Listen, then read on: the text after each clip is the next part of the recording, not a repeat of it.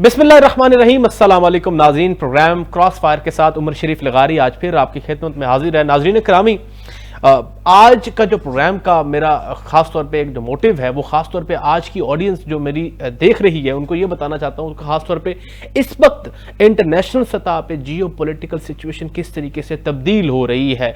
हम देखें तो 2025 जो है और 2024 ये दो वो साल हैं जिसके अंदर अनप्रेसिडेंटेड चीज़ें हमें देखने को मिली। इसके साथ साथ हम लोकल मामलात भी, लोकल डोमेस्टिक सतह पे जो मामलात में तब्दीलियाँ आ रही है, ख़ासतौर पे पाकिस्तान की डोमेस्टिक और ईस्ट और वेस्ट जो जंगी सूरत हाल है, इस हवाले से भी डिस्कशन करेंगे और पोलिटिकल सिनेरियो पे भी थोड़ी सी डिबेट करेंगे। मैं क्योंकि जो मेरे साथ शख्सियत मौजूद है चौधरी एतजाज एहसन साहब, वो वर्सटाइल शख्सियत है, उन पे मेरे ख्याल में किसी मौजू पे भी बात की जाए तो ये बात उनके हवाले से बड़ी मशहूर है कि उनकी लाइब्रेरी के अंदर हर किस्म की किताब मिलती है। चौधरी साहब अस्सलाम वालेकुम, very warm welcome to the programme जनाब। जी थैंक यू सर। सबसे पहले तो अब जिस तरीके से मैंने इंट्रो में भी कहा कि जो इस वक्त वर्ल्ड जियो पॉलिटिकल सिचुएशन है वो आप किस तरीके से देखते हैं? आपने बड़ा एक अरसा गुजारा है इस दुनिया की तमाम तर ममालिक के अंदर और एक्सपीरियंस आपने हासिल किया है। हम ब्लॉक की बात करें, यूएसए सुप्रीमेसी की बात करें, चाइना की बात करें, इस ब्लॉक के जो ब्रिक्स की बात करता है, वहां पे मिडिल ईस्ट के मामलात देखें, तो इस वक्त जो सिचुएशन चल रही है आप इसको किस नुक्ता नजर से देखते हैं सर?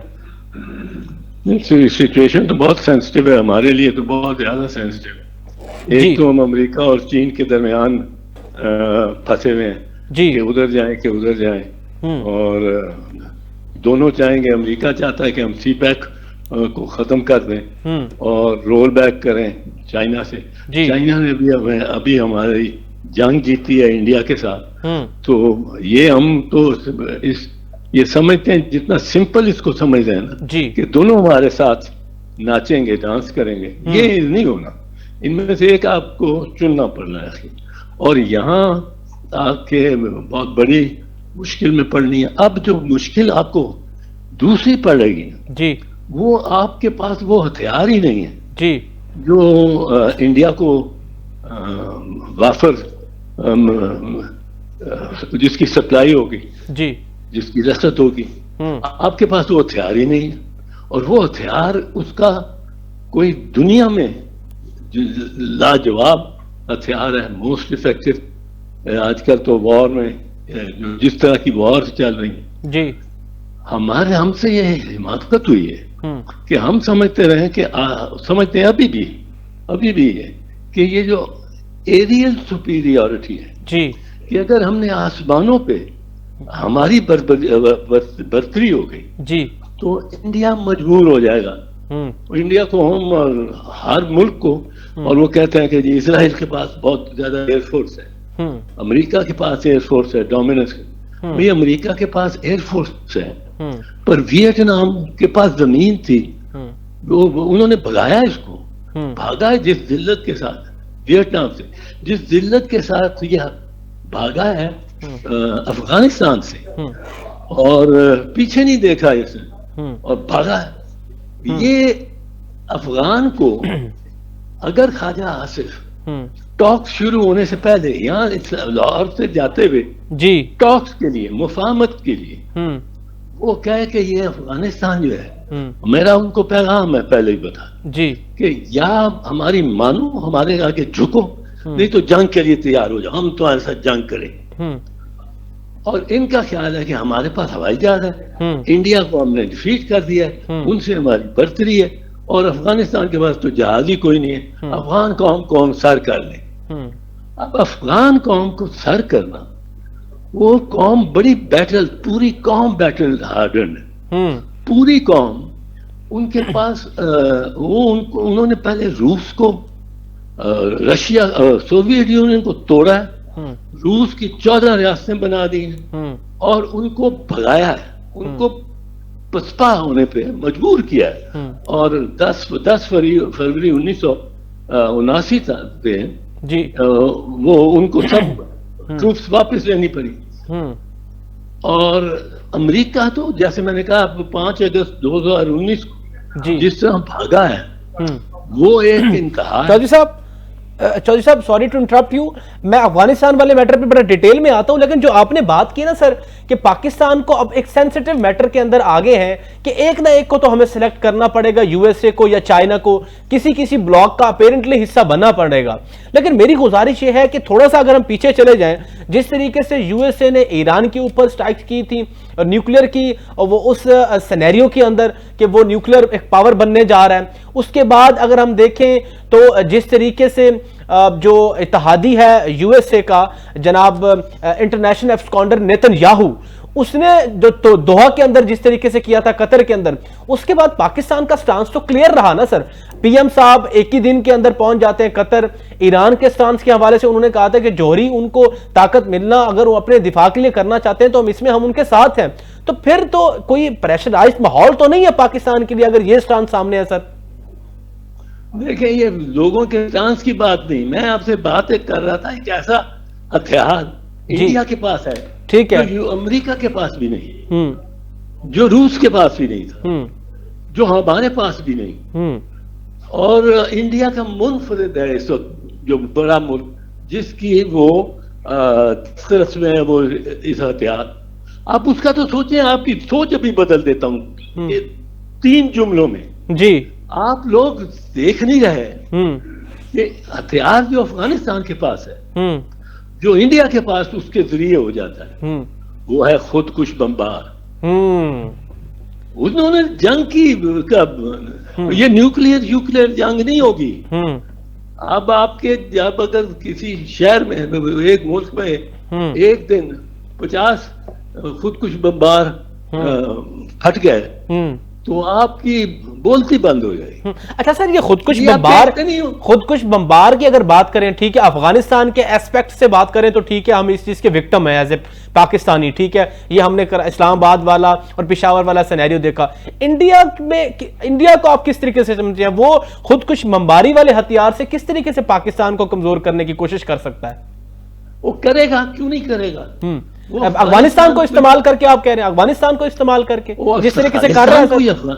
अगर आप जंग लड़ेंगे, ख्वाजा आसिफ कहता है हम जंग लड़ेंगे, हम तुम्हें गारों में मारेंगे, हम तुम्हें मैदानों में मारेंगे, ये ख्वाजा आसिफ ने टॉक शुरू होने से पहले कहा, और फिर उसको वो बार बार कह रहे हैं। तुम सोचो, इसमें कोई न्यूक्लियर की जरूरत नहीं है किसी को, ना अमेरिका इसकी, तो अमेरिका के पास इसका तोड़ ही नहीं है। भागा क्यों है? क्योंकि खुदकुश बमबार आके आराम से, हाँ, इस बात को, आपकी ही बात को अगर लिंक कर ले, रिसेंट जो हमला हुआ व्हाइट हाउस के बाहर, वो इस मेरे ख्याल में this is kind of a hint from that situation. हाँ, हो सकता है। तो मीनिंग बाय सर, आपकी बात का क्रक्स ये है कि हमें अब ये सोचना होगा कि जंगी हिकमत अमली तब्दील करनी होगी हमें। भाई बिल्कुल तब्दील करनी होगी, और जमीन पे ये समझते हैं कि ये जमीन पे चल रहा है अफगान, ये हमारे लिए कोई, ये इसको हम बमबारी कर रहे हैं। वो भाई इजराइल ने जितनी बमबारी की है गजा पे, हमास को खत्म कर सका है। अच्छा सर, गुजारिश, अच्छा सर जी, ठीक, तौरा बोरा में की थी, हाँ ठीक है जी, मुजाहिदीन को खत्म कर सका था। ये बमबारी शंबारी आवाज से कुछ नहीं बनना। यहाँ अगर आपके मुल्क में ये खुद कुछ बमबार चलता रहा, उसने तो जमीन पे चलते चलते बस में बैठ जाना और बस साड़ी को उड़ा देना। इसमें सर एक रास्ता ये तो है ना, अगर एक नेशनल रिकॉन्सिलिएशन पाकिस्तान के अंदर होती है, तमाम सूबे, तमाम इदारे अगर पाकिस्तान में इस कोशिश में सारे निकलते हैं कि पाकिस्तान का चप्पा चप्पा हम जो है इन तमाम नापाक अनासिर से अगर उनको साफ कर दें, तो क्यों नहीं ये पॉसिबल कि बमबार जैसे जो जालिम लोग हैं उनको खित्ते से ही निकाल दिया जाए पाकिस्तान के? अल्लाह करे ऐसा हो, अल्लाह करे ऐसा हो, पर इस बमबार से तो हमारा बेचारा बहादुर सिपाही भी कुछ नहीं कर सकता। उसको पता ही नहीं कब वो आ गया, आपके साथ बैठ गया और उसने ब्लो अप करना है। इसके तो दो ही रास्ते हैं चौधरी साहब, बड़ी जी एसिमेट्रिकल वॉर होनी है। इसको कोई खातिर भी नहीं रहा कि इसमें खुद कुछ बमबार ने अफगानिस्तान और पाकिस्तान की जंग में कितना कंट्रीब्यूशन करना है। अब ये कोई आपके टॉक शोज में नहीं बात कर रहा, कोई नहीं सुना मैंने किसी को कि वो इससे वार्न करे लोगों को, तैयार करे लोगों को। कौम को तैयार होना पड़ेगा, फौज को तैयार होना पड़ेगा, दोनों को मिलकर ये एफर्ट करना पड़ेगा। ये तो हमारे गले में घंटी बांध दी है ख्वाजा आसिफ ने। ठीक है। अच्छा सर, इसमें मैं गुजारिश ये करना चाह रहा हूँ, दो ही रास्ते हैं ना फिर, जिस तरीके से आपने अपनी सजेशंस, अपना एनालिसिस दिया है, दो ही सजेशंस हैं कि या तो एक नेगोशिएशन का ऐसे सीरियस फेज स्टार्ट हो जिससे ये तमाम चीजें रुक जाएं, या तो दूसरा मामला यह है कि हम ग्रास रूट लेवल पे जाके ऐसे कोई हिकमत अमली अपनाएं जिससे ये तमाम तर अनासर जो है उनको जड़ से उखाड़ा जाए। सर मैं समझा नहीं, आवाज आखिरी मैं सर गुजारिश ये करना जो दो चीजें हैं, या नेगोशिएशन, सीरियस नेगोशिएशन जो सीज फायर की तरफ जाए, या दूसरी तरफ ग्रास रूट लेवल पे हमें इन तमाम फितनों को जड़ से निकालना होगा। दो ही रास्ते हैं ना सर? हाँ, वो तो ग्रास रूट के तौर पे करना ही पड़ेगा। वो इनको ख्याल आएगा जब वो होना शुरू हो गया। अच्छा सर, वरना ये तो जी तारीख में जी ऐसा हथियार बना ही नहीं जी जो उनके पास वाफर है अफगानियों के पास। ठीक है। अच्छा सर, इसमें यह बताइएगा कि एक पाकिस्तान न्यूक्लियर पावर है, एक थ्रेट ये भी तो है ना, जिस तरीके से सर पाकिस्तान और इंडिया की वॉर हुई, उस वॉर के बाद इस चीज को तो एम्फेसाइज जो है डोनाल्ड ट्रंप ने कई स्टांस और कई इवेंट्स पे किया है कि दो न्यूक्लियर पावर कंट्रीज के अंदर मैंने सीज फायर कराया।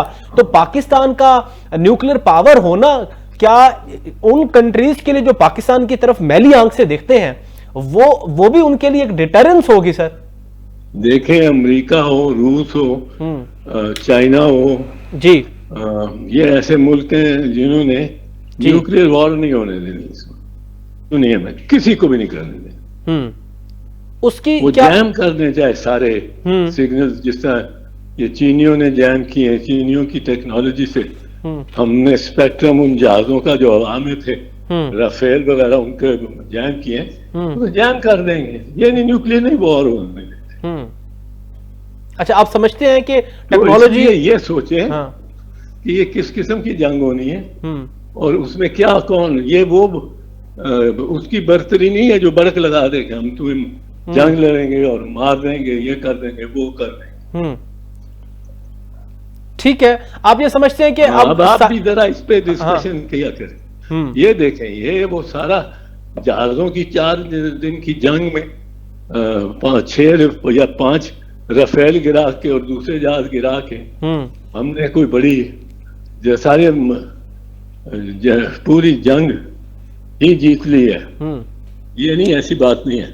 अब इंडिया ने छोड़ दिया है कि वो हवाई बर्तरी की बात ही नहीं करते कि हमें मार पड़ी है ये जी, वो अब इस तरफ चल पड़े।